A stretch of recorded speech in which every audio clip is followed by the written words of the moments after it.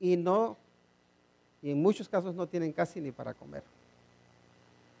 En muchos casos no pueden casi ni cubrir los gastos de su familia. Y también existe, y ahora, por ejemplo, si Dios lo permite, voy a ir para ver México en enero, si Dios quiere. Y ahí conozco a varios pastores, y los que son de México saben que México es un país donde se gana poco, pero se gasta mucho, que las cosas son caras, ¿no?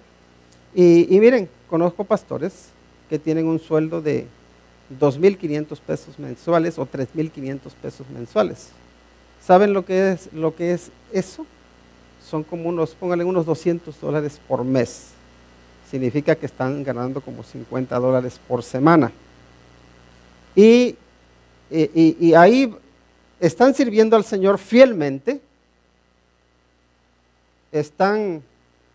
son fieles, están comprometidos con el Señor y no están ahí por el sueldo que les den.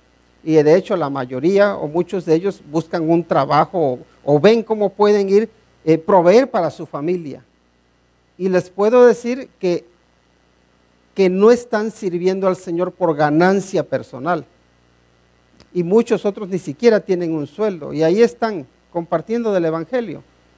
Y a esas personas, normalmente esas personas no vas a ver que las publiquen ahí en el Facebook criticándolos, diciendo, mira cómo son los pastores. A ellos no los ponen, por ejemplo, pero están ahí. Y creo que también hay una responsabilidad de nosotros que somos instruidos de hacerles partícipes de lo bueno que tenemos, de poder ayudarles. Ahora, ¿hay abusos? Por supuesto que hay abusos. Yo no lo digo que no los haya, los hay. Y no estoy de acuerdo con ellos. Y hay que denunciarlos. Pero también les digo que está la otra cara de la moneda, que hay muchas personas que sí que son fieles al Señor, y tenemos también a otros hermanos, gente de la iglesia, que son amantes del dinero y que no son responsables, no con los hombres, sino con Dios, de en este caso hacer partícipes de lo bueno que ellos tienen con aquellos que les están instruyendo. Entonces, tiene que haber un equilibrio, es necesario que lo haya. Y yo les digo que creo que el apóstol Pablo no solamente nos habla ahí de ese tema, sino que en 1 Corintios capítulo 9, versículos, bueno, vamos a leer desde el versículo 10. Miren lo que él nos habla respecto al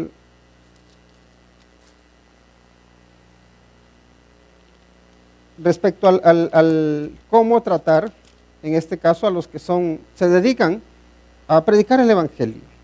Dice los versículos desde el 9, dice, porque en la ley de Moisés está escrito, no pondrás bozal al buey que trilla, y dice, tiene cuidado de los bueyes, o lo dice enteramente por nosotros. Pues por nosotros escribió, porque con esperanza debe arar el que ara, y el que trilla con esperanza de recibir del fruto. Si nosotros sembramos entre vosotros lo espiritual, dice, es gran cosa si segaremos de vosotros lo material. Y ya luego dice, si otros participan de este derecho sobre vosotros, ¿cuánto más nosotros?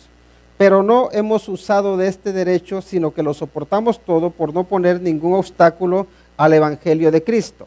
Y aquí lo que el apóstol Pablo, si leemos todo el capítulo, lo que está mostrándonos es esto, que el obrero es digno de su salario. Ni más ni menos.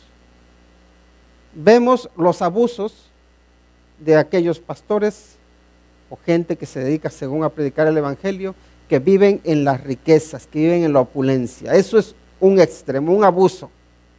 Pero vemos también a los otros que no tienen un salario y que viven pues en la escasez. Y creo que la virtud está en buscar un término medio. Cualquiera de nosotros, creo que en cualquier trabajo que desempeñe, necesita ganar un salario. Y es así. Ahora, ¿por qué? Porque el obrero es digno de su salario. el estar como pastor, estar como evangelista o cualquier, cada uno debe desempeñar su trabajo y también debe tener un sueldo. Eso es lo normal. Entonces esa es la instrucción que nos da aquí el apóstol Pablo respecto a uno, pues también a ser partícipe de lo bueno a aquel que le instruye, a aquellos que instruyen. Ahora bien, ¿significa que uno tiene que andar abusando? No, ni para un lado ni para otro. Pero sí significa que todos debemos ser responsables. ¿Por qué? Porque el esfuerzo que debemos, ahora sí, todos en conjunto es esforzarnos. ¿Por qué? Porque Cristo sea conocido. Porque la palabra no haya tropiezo. Y el apóstol Pablo dice, nosotros teníamos este derecho, como ustedes dicen, pero no lo utilizamos. ¿Por qué? Por no poner tropiezo al evangelio. Y eso también les puedo decir. A veces uno prefiere decir, mira, yo no prefiero que no me den nada. Si eso va a ser un obstáculo para que la gente no se acerque a Cristo, Dios proveerá de otra manera. ¿Eso es lo ideal? No. Pero también hay veces que uno está dispuesto a sacrificarse o a hacer el esfuerzo y decir, no, aunque a mí no me den nada, yo no quiero que por mi causa, por decir, no, es que mira, lo está nada más interesado en el dinero o en beneficiarse. Y dice, no, prefiero yo no recibir nada antes de que el evangelio tenga algún tropiezo o que la gente tenga motivos para decir, no, yo no voy a acercarme al Señor, porque en realidad, al final lo que uno quiere es que la gente conozca la salvación que hay en Cristo Jesús, que uno pueda ser salvo, porque en Él hay vida eterna. Ahora, también debo tener en cuenta que en esto de hacer partícipe a aquel que te instruye, todos tenemos, creo que una responsabilidad. Hay personas que me instruyen, también tengo de lo bueno que hacerles partícipe. O sea que no es nada más los miembros de la iglesia para con el pastor o con los maestros, no, todos creo que aprendemos los unos de los otros, y creo que cuando se habla de hacer partícipe de lo bueno, también creo que es muy bonito cuando uno ve cómo Dios está obrando en la vida de las personas, cómo Dios transforma la vida. Y de hecho creo que eso es de lo que más satisface a una persona, ver cómo la palabra de Dios cambia la vida de la gente. Cuando uno anda desesperanzado, cuando uno anda atribulado, ver cómo la palabra de Dios nos da como esa cura, es como ese bálsamo que levanta a uno. Escuchaba hace un rato recuerdan que estuvimos orando por la sobrina de Víctor el miércoles en la reunión, y esta mañana le preguntaba que cómo iba, y me estuvo explicando un poquito de cómo se ha visto la mano de Dios obrar para que ella esté bastante mejor. Y en su mamá también, de verse desesperanzada, de decir, ya parece que no hay esperanza para ella, a decir cómo hay una luz de esperanza. Y la verdad que esas cosas dan gozo, da alegría ver cómo Dios obra en las personas, cómo Dios utiliza también la oración. Eso también es hacer partícipe de lo bueno que le sucede, lo bueno que te sucede a ti. Todos escuchamos malas noticias constantemente, pero también nos gusta escuchar buenas noticias. Y qué gusto ver cuando hay buenas noticias en aquellas personas que son nuestros hermanos en la fe. Yo no sé si a ti te da gusto escuchar que les va bien a tus hermanos, pero deberíamos regocijarnos con ellos. Pero ¿saben qué? Si les va bien, también compártanmelo, es decir, díganmelo. Me da gusto escuchar cómo Dios está obrando en cada uno de ustedes, porque Dios obra. En el Dios que creemos no es un Dios que esté muerto, que esté atado de las manos, es un Dios que está obrando. Y qué gusto cuando vemos que Dios está obrando en medio de nosotros y que podemos compartir y dar gracias y decir, doy gracias a Dios porque está obrando en esta área de mi vida, o porque lo he visto obrar de esta forma. Ese es un motivo de gozo también, y de poder hacer partícipes a los otros. Ahora bien, en el segundo punto, el de tenga en cuenta la ley de la siembra y la cosecha. ¿Puedes cambiarle ahí, Miguel? Porque algo sucede, pero no me ves. Muy bien, tenga en cuenta la ley de la siembra y la cosecha. Miren, hay que tener en cuenta esto. Primero, la cosecha toma su tiempo. Cuando tú siembras o haces el bien, a veces uno está esperando cosechar rápido, pero te das cuenta de que la vida no es así. Cuando uno siembra el maíz, por ejemplo en la primavera, hasta el verano no puede uno cosecharlo, ¿no? Y ahí está uno esperando, y ya cuando ves que brota y cómo crece y tienes que abonarlo y tienes que trabajar, y luego a su tiempo cosechas. Luego también hay que tener en cuenta que la naturaleza de la cosecha es igual a la naturaleza de la siembra. Es decir, lo que tú siembras, así o eso es lo que vas a cosechar. Si tú siembras cosas buenas, lo normal es que coseches cosas buenas. Pero si siembras cosas malas, ¿qué vas a cosechar? Cosas malas. Si vas sembrando rencor, ¿qué crees que vas a cosechar? Como dicen, el que siembra vientos cosecha tempestades o algo así. Vas ahí sembrando cizaña y luego quieres cosechar trigo. Eso no es así. Si siembras cizaña vas a cosechar cizaña. Si siembras chismes vas a cosechar chismes. Si siembras odio vas a cosechar odio. Si siembras enemistades, eso es lo que vas a tener. Y no suele fallar. Ahora, entonces la cosecha tiene su tiempo, que no es tu tiempo, y según lo que tú siembres, así vas a cosechar, pero también la cosecha se suele multiplicar.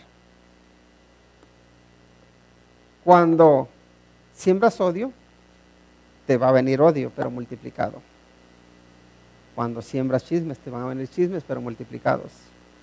Enemistades, pleitos, cualquier cosa que siembres, así te va a venir, pero multiplicado. ¿Por qué? Porque no podemos controlar la cantidad.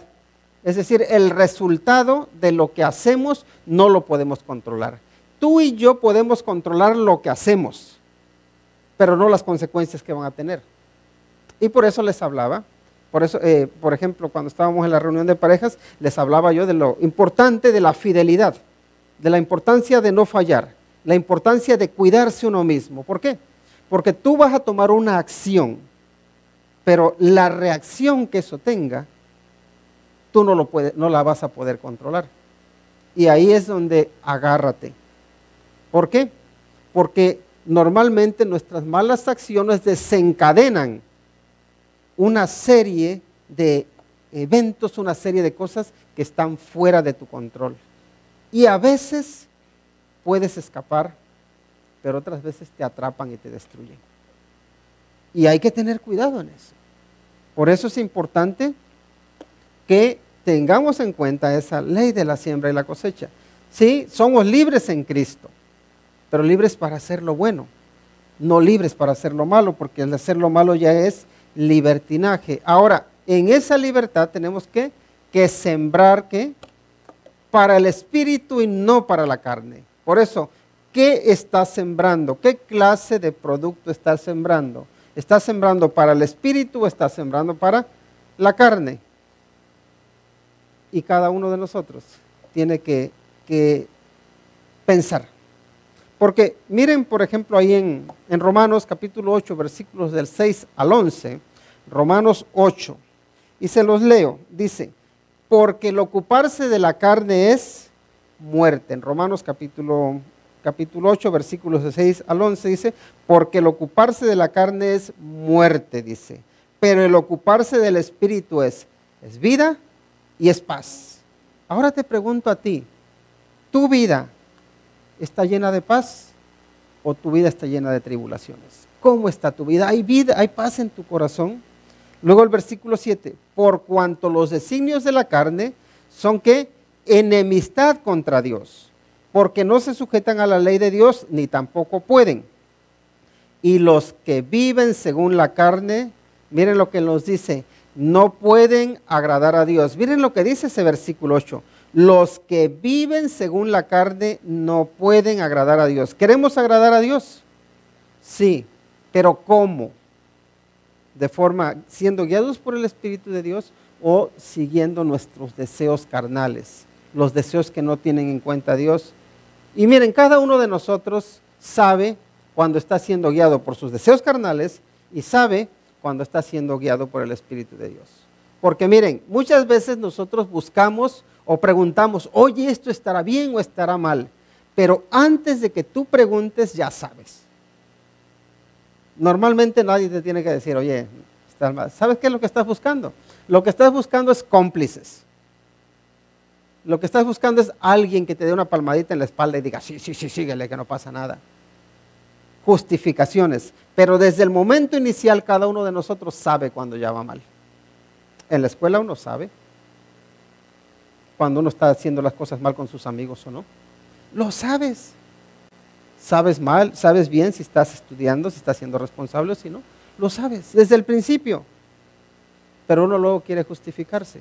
Ahora bien, aquí nos dice que los que viven según la carne no pueden agradar a Dios. Y en el versículo 9 establece un contraste, dice, mas vosotros no vivís según la carne. En este caso les está diciendo, pero, o sea, los que viven según la carne no pueden agradar a Dios. Así que si tú vives según la carne, no vas a agradar a Dios y por tanto no vas a tener paz y te estás destruyendo a ti mismo. Pero tú no eres de esos, ¿verdad? Y esa es la pregunta para nosotros. ¿Soy yo de ellos? ¿De cuáles eres? Dice, mas vosotros no vivís según la carne, sino según el Espíritu. Bueno, tú eres de los que viven según el Espíritu, si es que el Espíritu de Dios mora en ti. Y si alguno no tiene el Espíritu de Cristo, no es de él. Y ahí está esa pregunta clave y esencial para cada uno de nosotros. ¿Es tu cuerpo morada del Espíritu Santo? ¿Vive el Espíritu Santo en ti o ni sabes que existe el Espíritu Santo? Has nacido de nuevo. ¿Por qué nos dice esto? Que si alguien no tiene el Espíritu de Cristo, no es de Él. No somos de Él. Pero, versículo 10, si Cristo está en vosotros, el cuerpo en verdad está muerto, dice, a causa del pecado, mas el Espíritu vive a causa de la justicia. Y hay una palabra que quiero distinguir. En la Biblia se encuentra la palabra vivir o la palabra vida. Y hay dos formas o dos vocablos que se utilizan en griego. En español normalmente decimos vivo y ya está. Pero tenemos la palabra bios, que se refiere a la vida física, y tenemos la palabra zoe, que se refiere a la vida espiritual. Por ejemplo, en Filipenses, donde nos hablaba de que para mí el vivir es Cristo, él utiliza la palabra zoe, que es vida espiritual. Dice, para mí el vivir es Cristo. ¿Por qué? Porque Cristo es el que le da vida espiritual. Y luego el apóstol Pablo nos dice que baste ya de vivir conforme a la carne. Y ahí ese vivir es la palabra bios, que viene de biología, o que le da sentido a esa palabra. Todo lo que está relacionado con la vida física. Entonces, hay un desafío para todo aquel que tiene el Espíritu de Cristo. Dice, ya confórmate con todo lo que viviste sin Cristo, es decir, todo lo que viviste con esa bios, y ahora empieza a vivir con ese zoe, que es la vida espiritual. Si tienes el Espíritu de Cristo, tienes vida espiritual, pero si no lo tienes, dice la Biblia que estás muerto en tus delitos y pecados. Por eso es importante que sepamos si el Espíritu de Cristo vive en mí. Si no tengo el Espíritu de Cristo, no soy de Dios, no puedo agradar a Dios. ¿Por qué? Porque le estoy sirviendo en la vida de la carne. Y la vida en la carne es muerte. Y eso es lo que nos está diciendo aquí en Gálatas, que el que siembra para el Espíritu, del Espíritu, ¿qué va a cosechar? Vida eterna. Pero el que siembra para la carne, de la carne cosecha muerte y corrupción. Entonces, ¿qué estamos sembrando? Esa es la pregunta. Ahora, hay otro aspecto que es muy importante a la hora de recordar la siembra y la cosecha, y es que no te canses de hacer bien, que sea tu estilo de vida. Miren, todos nosotros tenemos la capacidad de hacer lo bueno y lo malo, pero ¿nunca te has sentido tú tentado allá a dejar de ayudar? Especialmente cuando te has encontrado con malagradecidos, especialmente cuando tú crees que se te debería dar las gracias y lo que se te da o con lo que se te paga es con una traición. Aquella persona a la que más ayudaste es luego la que más te está criticando. Incluso está buscando hacerte daño. Y sí, a veces pasa. Porque normalmente pagar mal por mal, eso que es humano, ¿verdad? O más bien es humano. Pagar mal por bien, eso es diabólico. Pagar bien por bien, también es humano. Pero pagar bien por mal, eso es divino. Nosotros a veces nos quedamos en el nivel del humano. Me hacen el bien, les hago el bien. Me hacen el mal, les hago el mal. Espero que no descendamos al me hacen el bien, les hago el mal. Aunque a veces llegamos a ese nivel, que alguien que te está ayudando, alguien que te está haciendo el bien, vas y le haces el mal. Espero que no caigamos en esa bajeza. Pero luego, el desafío para ti, que tienes al Espíritu de Cristo, es que no te canses de hacer el bien. Que incluso cuando te hagan el mal, que tú hagas el bien. Que hacer el bien sea un estilo de vida, que esté en tu esencia, que tú no seas enemigo de nadie, aunque la gente sí te vea como un enemigo, que no vayas buscando hacerle mal a nadie, aunque la gente sí vaya buscando hacerte el mal. ¿Vas a encontrar mucho de eso? Sí, hay mucho de eso, pero también el apóstol Pablo nos dice, no seas vencido de lo malo, perdón, es Pedro, dice, sino vence con el bien al mal. No te dejes vencer, no te canses de hacer el bien. Que hacer el bien sea tu estilo de vida. ¿Por qué? Porque si ese es tu estilo de vida, tú vas a estar acostumbrado a hacer el bien sin importar lo que suceda a tu alrededor. Pero ¿sabes qué? Eso a ti te va a dar paz. Eso a ti te va a hacer vivir en plenitud de gozo. Y a veces nosotros mismos, por ser vencidos de lo malo, nos acarreamos esa insatisfacción, esa inseguridad, esas tristezas o esas depresiones. ¿Por qué? Porque no hemos adoptado el carácter de Cristo.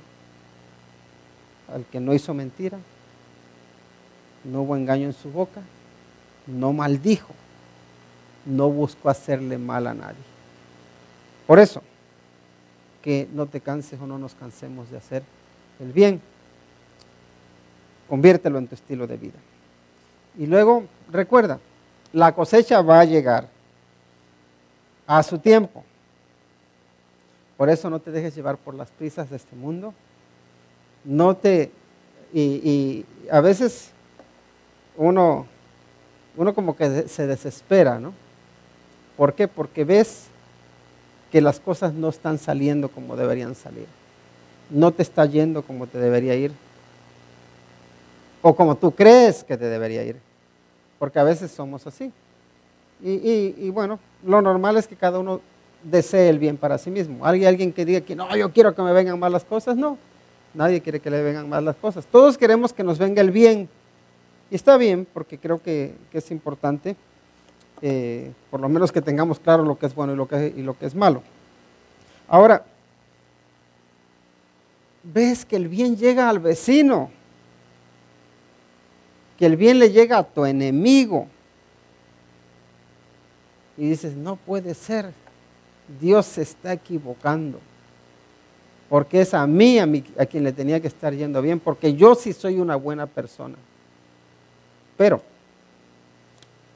si tú no desmayas, a su tiempo segarás, a su tiempo vas a cosechar, pero no seas engañado por las prisas de este mundo. ¿Por qué? Porque este mundo lo que busca, ¿saben qué es? Satisfacción inmediata. El mundo lo que busca hoy en día es que todo lo quiere bueno y ya. No quiere esperar al tiempo de la cosecha. Pero a Dios no le importa lo que quiere el mundo. Él no está preocupado. Ay, ellos, mis pobres niños, mírenlos, quieren esto. Es como cuando los niños quieren algo, ¿verdad? Y que lo quieren ya. Y están ahí pidiendo y se revuelcan. Y uno a veces está ahí en la tienda y tú dices, no le voy a comprar esto, ¿no? Y ellos ahí te hacen el teatro. Y dices, vas a cobrar. Y él cree que va a recibir lo que está pidiendo, ¿no? Y tú estás pensando en que va a cobrar, va a cosechar, ¿no? Y bueno, a veces sí cosechan, otras veces los papás no los hacemos que cosechen. Pero el punto es este, el ya y el ahora a veces se convierte en nuestro tirano. Que no te tiranice. El ya y el ahora no siempre es lo mejor.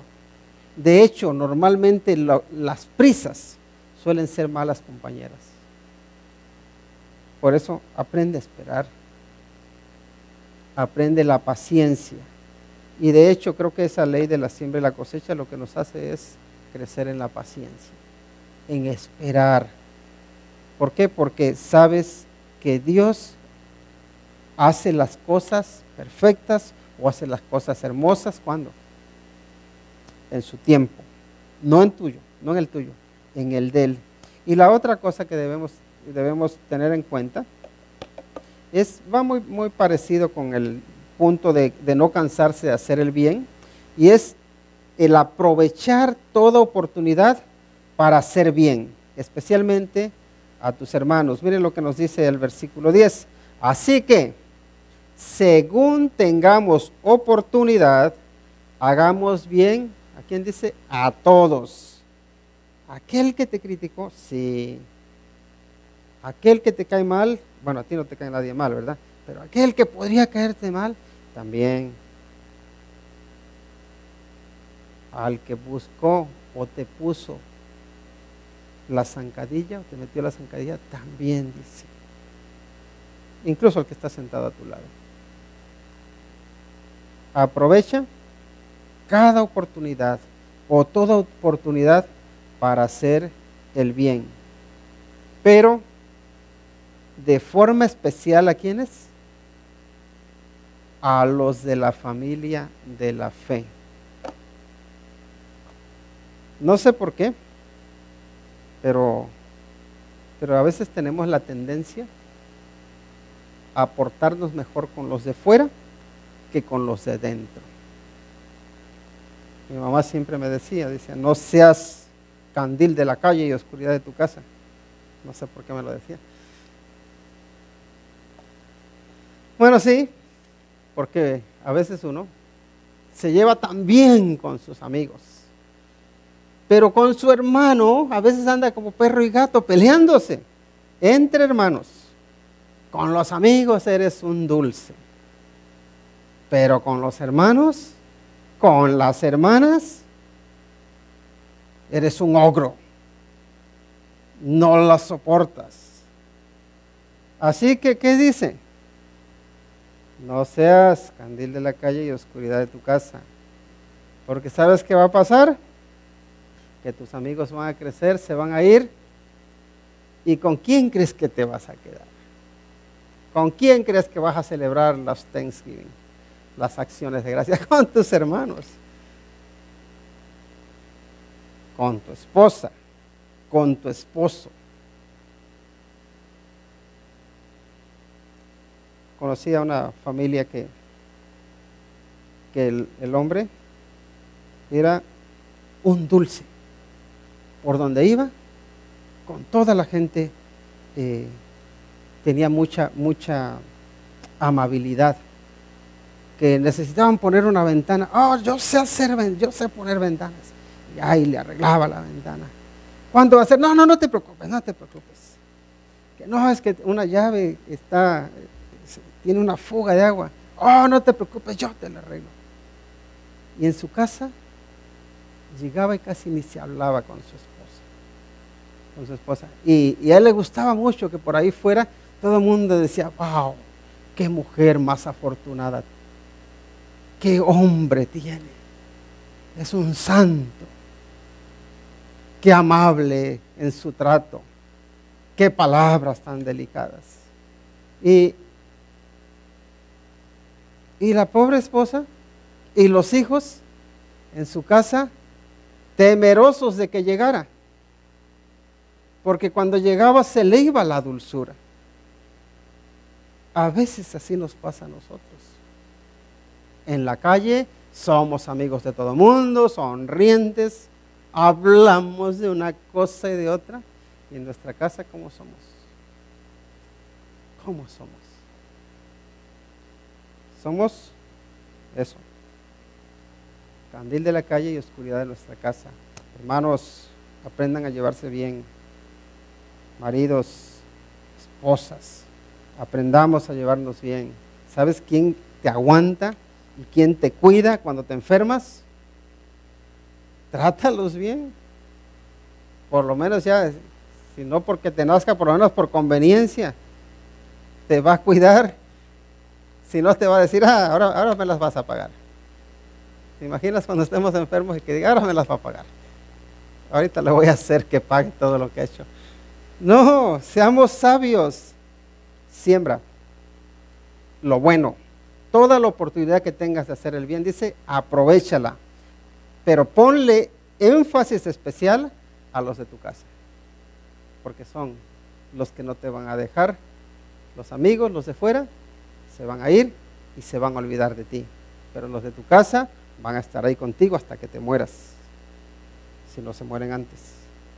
Por eso, aprendamos a hacer luz ahí en el lugar donde Dios nos puso, especialmente con los hermanos de la fe y, por qué no, también con los hermanos en la carne. Así que, no se te olvide, ¿qué estás sembrando con tus hijos? Con tus papás, con tus hermanos, con tus familiares. ¿Qué estamos sembrando? Lo vamos a cosechar. Pero que nuestra siembra honre a Dios, que glorifique a Dios, porque entonces segaremos de Él vida y paz, vida espiritual y paz que va más allá de lo que este mundo te puede ofrecer. Vamos a orar. Dios santo, qué privilegio es tenerte a ti como Señor. Gracias te damos por tu palabra, porque ella nos desafía a no vivir por obligaciones, sino a vivir por amor. En ella encontramos, Señor, exhortaciones, encontramos instrucciones que nos llevan a decir, cambia, mejora, porque ciertamente en cada uno de nosotros hay espacio para mejorar. Por favor, Señor, ayúdanos a hacerlo, porque no queremos ser guiados por nuestra carne, sino que queremos ser guiados por tu Espíritu Santo. Señor, porque el ser guiados por tu Espíritu es vida, es paz, y queremos vivir en esa paz que solo tú sabes dar la paz que viene de tener a Cristo Jesús como el centro, como el Rey de nuestra vida. Por medio de Él, Señor, te damos la gloria y la honra. Amén. Que el Señor les bendiga.